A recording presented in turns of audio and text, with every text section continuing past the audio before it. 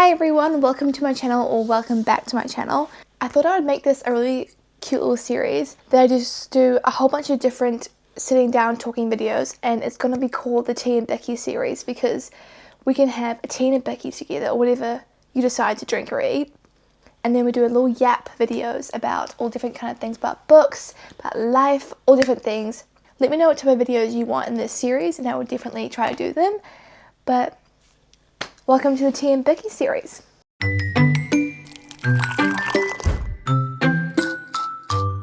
The tea and the BICCY that we have today is peppermint tea. I know I will have this tea in a lot of videos of this series, but anyway. And then we have two, but I've eaten one, of the chocolate chippy biscuits. What are you guys having? Let me know down below. So today I thought I'd do a video on my reading hot takes. Now, I've been said I have quite a few controversial opinions. I'm not a pretentious reader in any way, shape or form. I find those people honestly quite annoying, but I'm not judging any genres or anything. I just have a few non-negotiables, I guess, when I'm reading. So grab your tea and your BICCY and let's get to it. Now, I actually have my reading hot takes on my laptop. By the way, look how cute my laptop case is. It's from Burger. My girlfriend got it for me, and it is the cutest thing I've ever seen.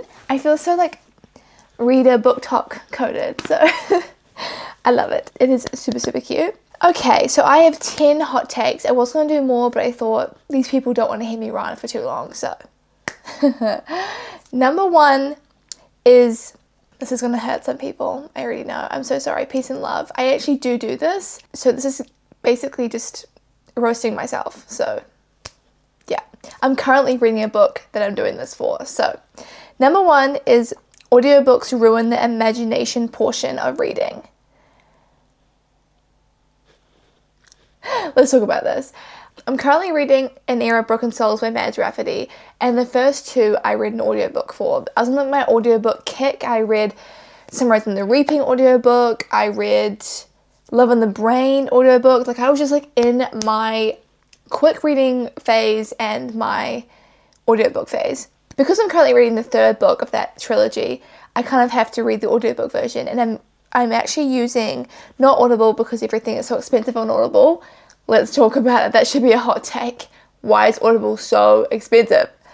But no, I'm using Libby, which I think I've talked about on my TikTok, but it is a free library subscription platform where you can download audiobooks and things like that, but you just have to wait if they're not available to rent. It's kind of weird. I don't really know how that works since it's an audiobook, but it's fine. It's okay. So I'm currently reading the third book in that trilogy with an audiobook. So I do this. It's just I think that when I'm reading the book, I actually am listening, but I get lost because I also listen to the book on 2.15% higher than just a normal reading pace. I read way faster and I just get like, my brain is wired way faster than when they're reading so slowly. I know they're trying to enunciate the words and things as a form of acting, but I just find it a little bit too slow.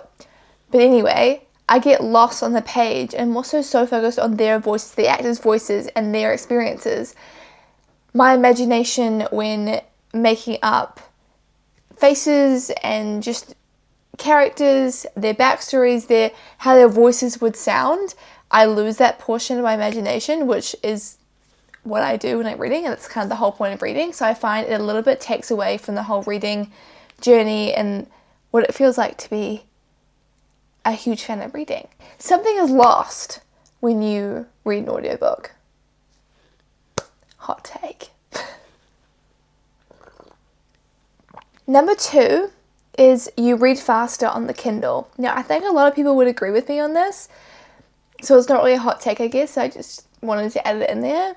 In my personal experience, between a physical book and the Kindle version, I read faster on the Kindle because I've got this slight stigma around bigger books. So I don't like to see how much book I have left, that makes sense, and how many pages I have left in the book.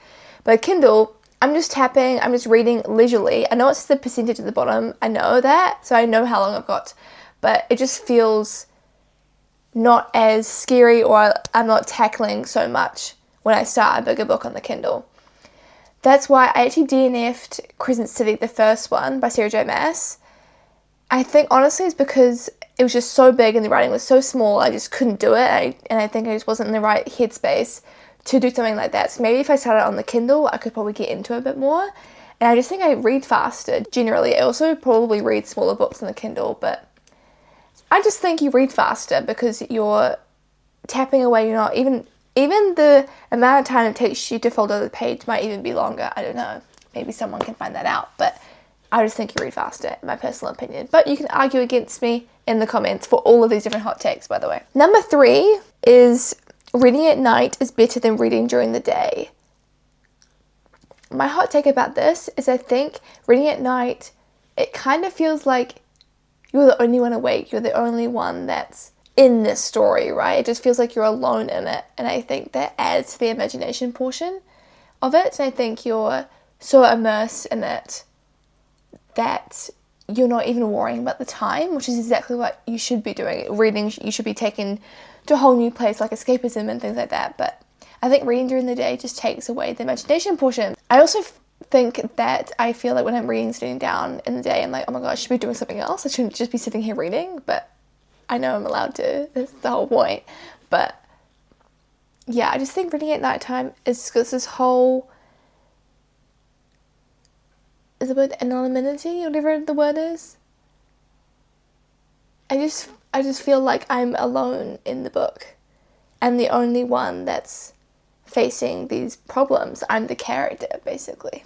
Number 4 is finishing a book is a better feeling than submitting an assignment or finishing a work due date or whatever. It just feels like I've accomplished something. I feel like I am so proud of myself, like I've got an A+.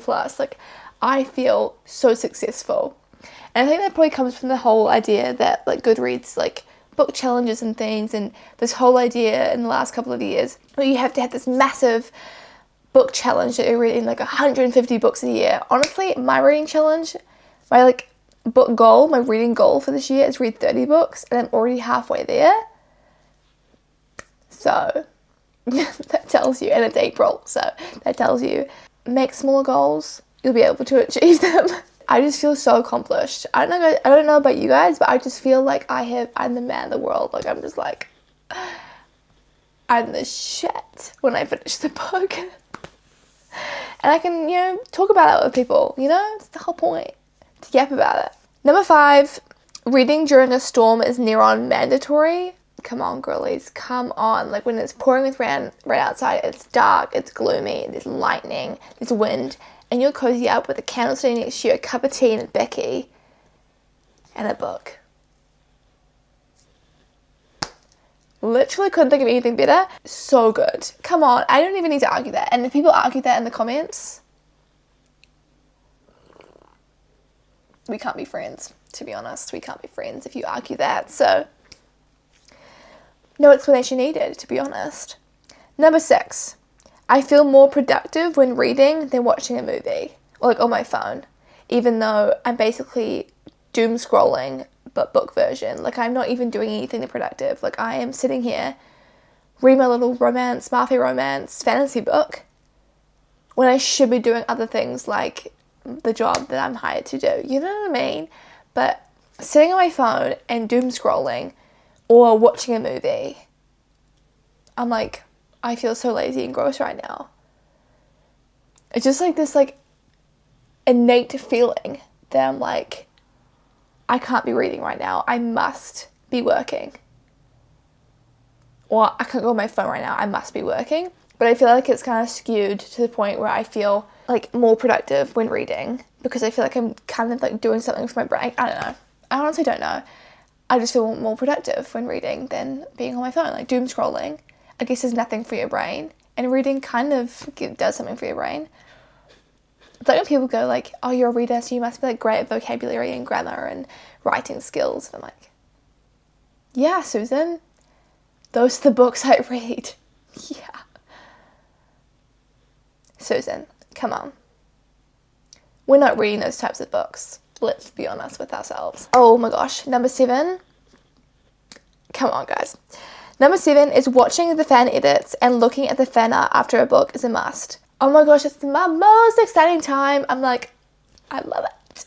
I finish a book, I feel productive, I feel successful, I feel like I'm on top of the world. Then I go, this is a fantasy book. It has fan art. It has fan edits. It has everything. It has all the reviews on TikTok, and so then I've spent hours on my phone after I've just said that I feel more productive reading it on my phone, but that's fine. Okay, it's girl math. Because I read, I can go on my phone now. I go through all the fan edits. I am immersed in the story. I'm like, oh my goodness. I don't want to look at the fan art or the fan edits or anything like that, because 1, I'll get spoilers, and 2, it creates an image that they've created, that's what, I know they're going off what's said in the book, but each person will have their own interpretation of what's written on the page. And so I think they'll come up with this beautiful idea that's stunning, it's gorgina, but it's not what I imagined. And so therefore, my brain is now seeing these characters that they've come up with, whereas my brain could have come up with something spectacular and beautiful on its own. And that's why I never, ever go and check out the fan art or anything like that before the book starts. Number 8, this happened to me, so this is why it's in here, okay? The people that spoil a book series right when it is first released should be killed or maimed in some way. I don't make the rules. Yeah, okay, so this happened to me. I'm a huge Harry Potter fan. I do not condone J.K. Rowling's ideas, just her as a being, I don't actually condone. But I gotta admit, I was a 12-year-old girl watching the Harry Potter movies and falling in love with the book series. Okay, I was one of them. I used to have a poster in the back of my wall for like the longest time. My Harry Potter doll thing, plushie thing, is still in the spare wardrobe. Okay, I still have these things. Cursed Child came out when I was in like year 10 or 11 or something, so like 2019, 2020, did I read it then? Or was it earlier than that? I can't remember. But anyway, I read it when it first came out. And of course, I had already known the endings and things of the series before I even started reading it. Because when I watched the movies first, don't judge me. No hate, okay? These are hot takes, okay? No hate, please. And then also I kind of knew the general story of it anyway. But I was reading it. And I was talking about how I'm excited to not know the ending before I read it. I'm so excited. And what does this girl do? Tells me the ending of the story. I'm sorry. What? Did you just spoil Harry Potter for me? The last one that she will never make another book again? I was so pissed. I was so riled up. I was like, we cannot be friends anymore. Like, that is just diabolical. It's not happening. We can't be friends anymore. So yeah. That one I stand by the most out of this entire hot takes list. Okay? Do not do that.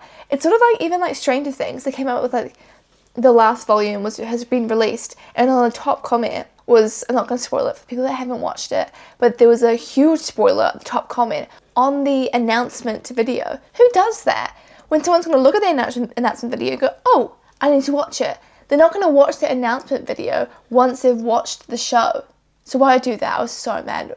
And it was a top comment too. Probably other people were riled up as well. I didn't even go in to see the other comments. I was so pissed.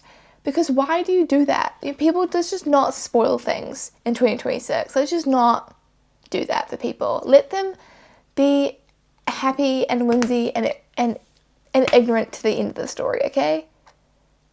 Like, let's just stop spoiling things before someone legitimately maims you for doing that.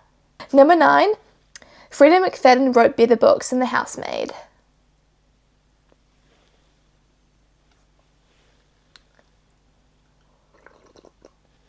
Please don't hate me. Like, we listen and we don't judge. Okay? I have read a few of Freida McFadden books. The Housemaid. I have got the other 2 books I need to read, but The Housemaid. I've read The Inmate, Never Lie. Is that it? That could be it. So 3 books in general. And those, Never Lie, especially Never Lie, and The Inmate, did not compare to The Housemaid, like, whatsoever. Like, Never Lie, I'm just like, that book will be buried with me. That book was so crazy. I was stressed the entire way through it. The inmate in Never Lie made the housemaid look kind of unbelievable and even just like so out of proportion that no. She has so many other amazing books that people just focus on the housemaid and those movies coming out that they don't realize how incredible of a writer she is. And she has such incredible books that the housemaid might not be one of them. But if you like the housemaid, that's incredible. I love the housemaid. I'm just saying it's not her best book. Okay? No hate. No, okay? I'm just saying she's better books. No hate. Hot take. That rhymed. The last one that I have on here, drum roll.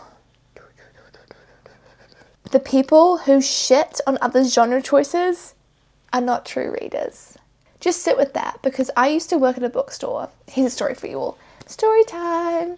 There was one particular person, and we were looking, the new Onyx Storm, no, I think it was actually Iron Flame had just come out, and I was so excited. My friend was like, oh my gosh, have you read it? I'm like, oh my god, I've read the first one, but not the second. I'm so excited to read it. And I was just like, she'd already read it overnight. So when it was released, she read it overnight, which I think is craziness. Dedication. And another person came up and said, I can't believe people actually enjoy those books. Like, she has such terrible writing. Like, I just hate the point of view it's in. She's had to make up stuff to make the first book believable. I just think it's stupid. I don't think it's good at all. And people who read them, not good.